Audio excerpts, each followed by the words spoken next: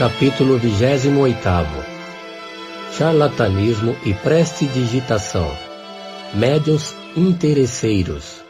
Fraudes espíritas. Médiuns interesseiros. 304. Como tudo pode tornar-se um objeto de exploração, não haveria nada de espantoso em se querer também explorar os espíritos.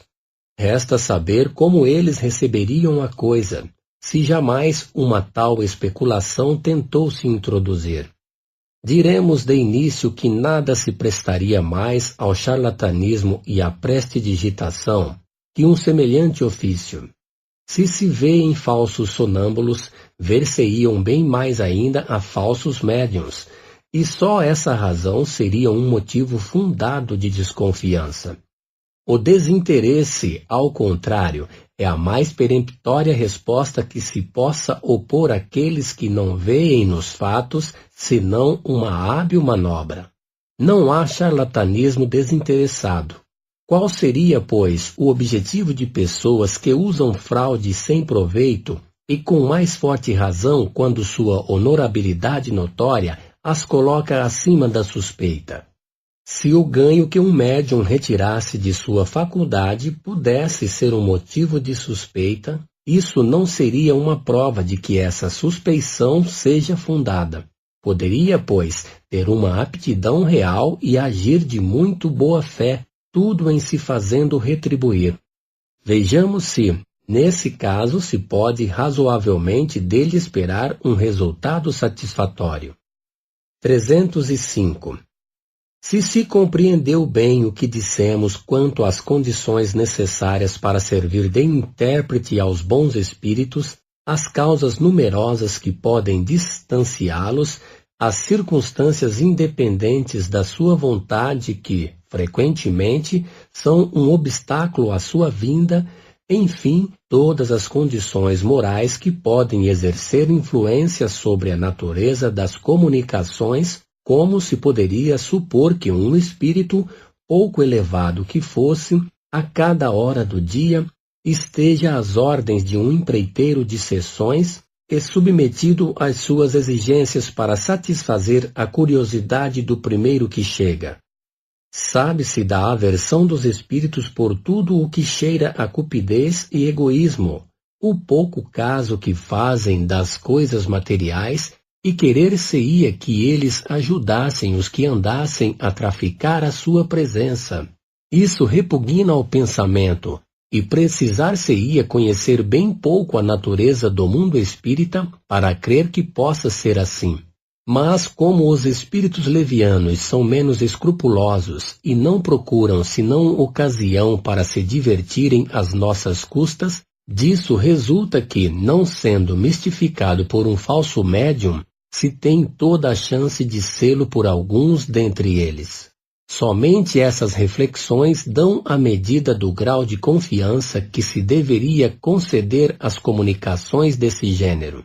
De resto, a quem serviriam hoje os médiuns pagos, uma vez que, se não se tem em si mesmo essa faculdade, pode-se encontrá-la na família, entre os amigos ou seus conhecidos. 306. Os médiuns interesseiros não são unicamente aqueles que poderiam exigir uma retribuição fixa.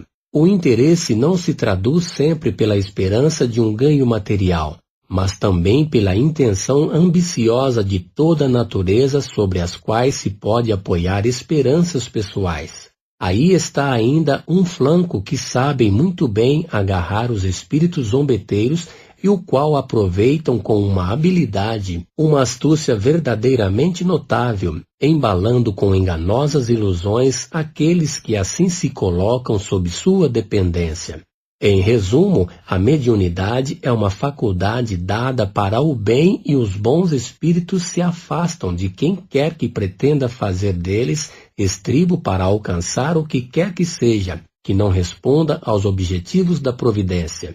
O egoísmo é a praga da sociedade. Os bons espíritos o combatem. Não se pode supor que venham servi-lo. Isso é tão racional que seria inútil insistir mais sobre esse ponto. 307. Os médiuns de efeitos físicos não estão na mesma categoria. Seus efeitos, geralmente, são produzidos por espíritos inferiores, menos escrupulosos. Não dizemos que esses espíritos sejam, por isso, necessariamente maus. Pode-se ser carregador e homem muito honesto. Um médium dessa categoria que quisesse explorar sua faculdade, poderia, pois, ter os que lhe assistissem sem muita repugnância. Mas aí ainda se apresenta um outro inconveniente. O médium de efeitos físicos, mais do que o de comunicações inteligentes, não recebeu sua faculdade para seu prazer.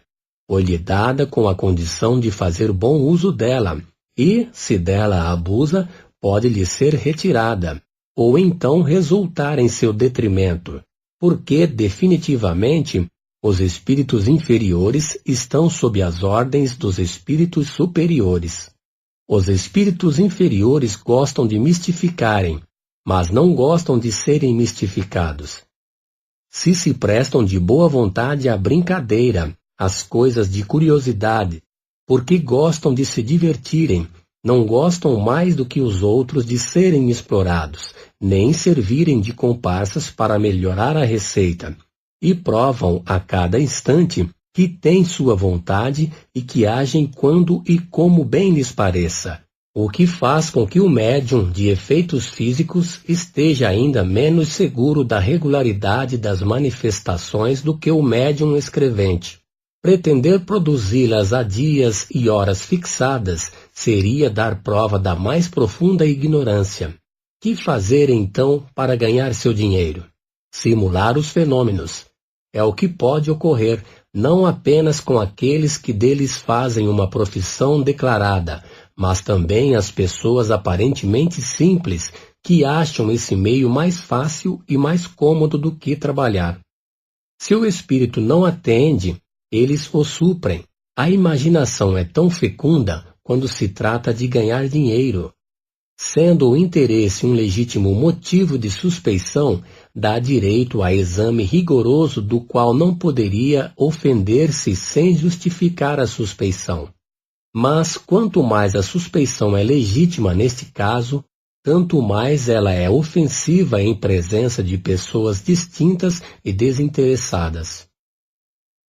308. A faculdade medianímica, mesmo restrita nos limites das manifestações físicas, não foi dada para ostentá-la sobre os palcos, e alguém que pretenda ter às suas ordens os espíritos para exibi-los em público, pode com razão ser suspeito de charlatanismo ou de prestidigitação mais ou menos hábil.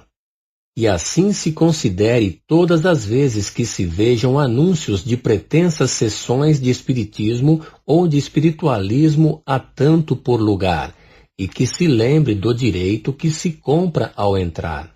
De tudo o que precede, concluímos que o desinteresse é a mais absoluta e a melhor garantia contra o charlatanismo.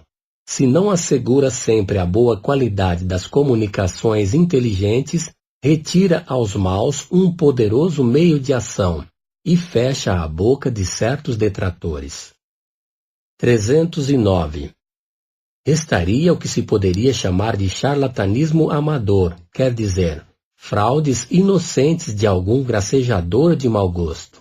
Poder-se-ia, sem dúvida, praticá-la à conta de passatempo, nas reuniões levianas e frívolas, mas não em assembleias sérias, onde não se admitem senão pessoas sérias. Pode-se bem, aliás, dar-se ao prazer de uma mistificação momentânea, mas seria preciso estar dotado de uma singular paciência para desempenhar esse papel durante meses e anos, e cada vez durante várias horas consecutivas. Somente um interesse qualquer pode dar essa perseverança, e o interesse, repetimos, pode a tudo tornar suspeito. 310. Dir-se-á talvez que um médium que dá seu tempo ao público no interesse da coisa não pode dá-lo por nada, uma vez que precisa viver. Mas é no interesse da coisa ou no seu que o dá? Não é antes porque nisso entrevê um ofício lucrativo? Encontrar-se-ão sempre pessoas dedicadas a esse preço.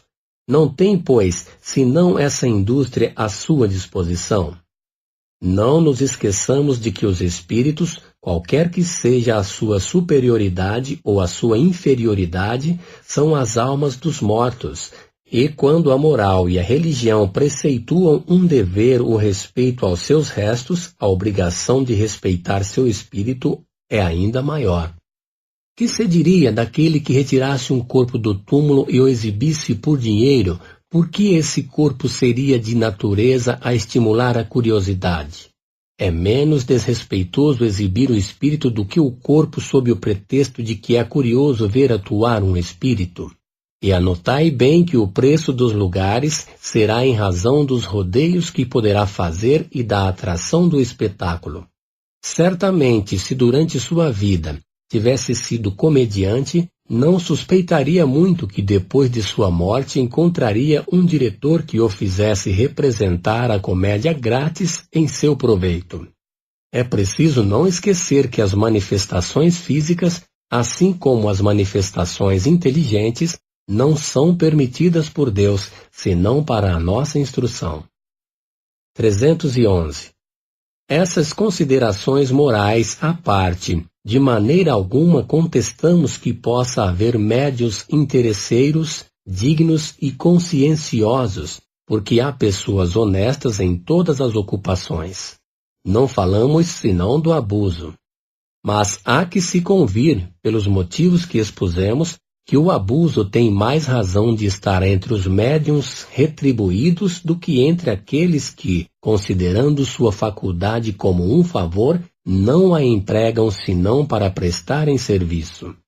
O grau de confiança ou de desconfiança que se pode conceder a um médium retribuído depende, antes de qualquer coisa, da estima que imponham seu caráter e sua moralidade, e, de outra parte, das circunstâncias.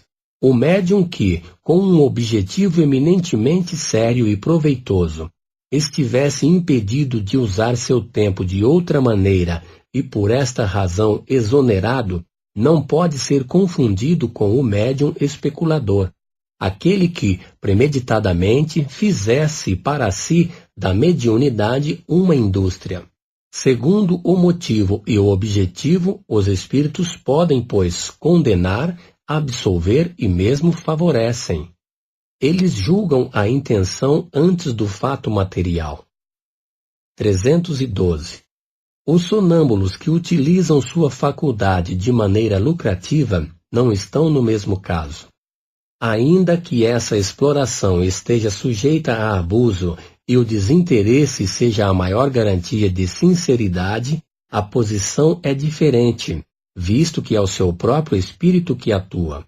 Por consequência, está sempre à sua disposição e, em realidade, exploram a si mesmos, porque estão livres para disporem de sua pessoa como entenderem, ao passo que os médiuns especuladores exploram as almas dos mortos. Ouvir número 172, Médiuns Sonâmbulos. 313. Não ignoramos que a nossa severidade com respeito aos médiuns interesseiros amotina contra nós todos os que exploram, ou estão tentados a explorar essa nova indústria, e com isso fazemos inimigos encarniçados, assim como seus amigos que, naturalmente, tomam seu partido. Consolamo-nos pensando que os mercadores do templo, expulsos por Jesus, também não o viam com bons olhos. Temos também contra nós as pessoas que não encaram a coisa com a mesma gravidade. Entretanto, nos cremos no direito de termos uma opinião e de emiti-la. Não forçamos ninguém a adotá-la. Se uma imensa maioria adere, é que aparentemente a acha justa, porque não vemos, com efeito, como se poderia provar que não há mais chances de achar a fraude e o abuso na especulação do que no desinteresse.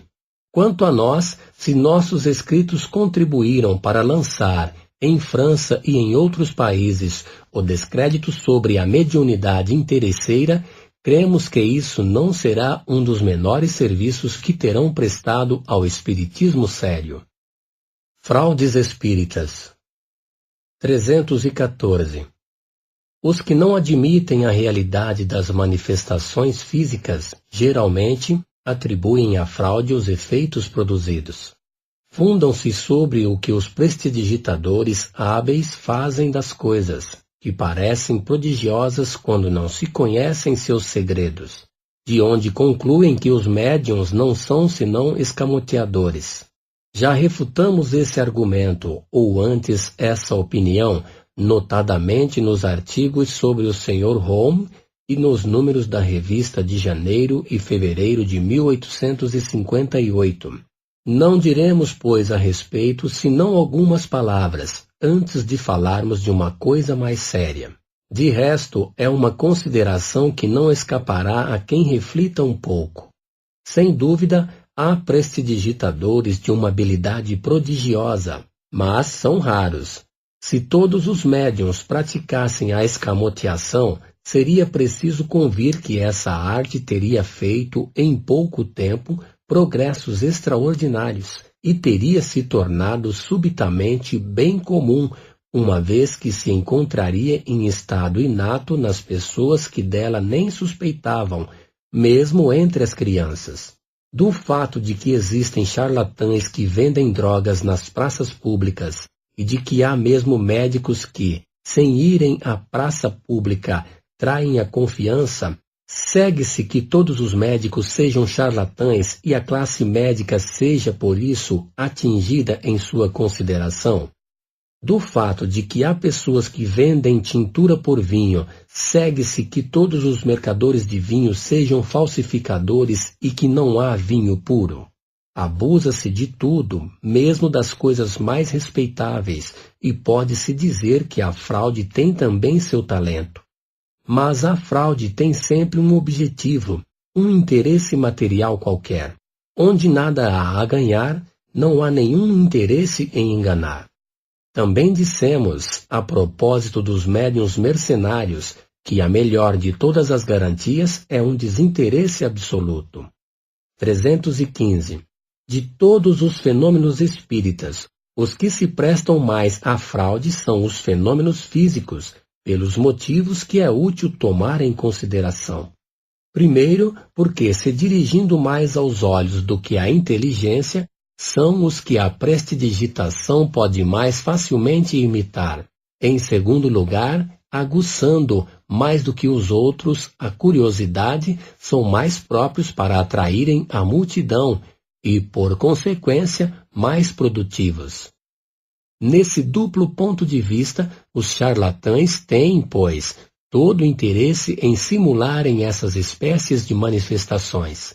Os especuladores, na maioria estranhos à ciência, nela vão procurar, geralmente, uma distração, bem mais do que uma instrução séria, e sabe-se que se paga melhor ao que distrai do que ao que instrui. Mas, além disso, há um outro motivo não menos peremptório. Se a prestidigitação pode imitar os efeitos materiais, para os quais não lhe é preciso senão a destreza, não lhe conhecemos, até o momento, o dom de improvisação que requer uma dose de inteligência pouco comum, nem o de produzir esses belos e sublimes ditados, frequentemente tão cheios de propósito, que os espíritos dão em suas comunicações. Isso nos lembra o fato seguinte.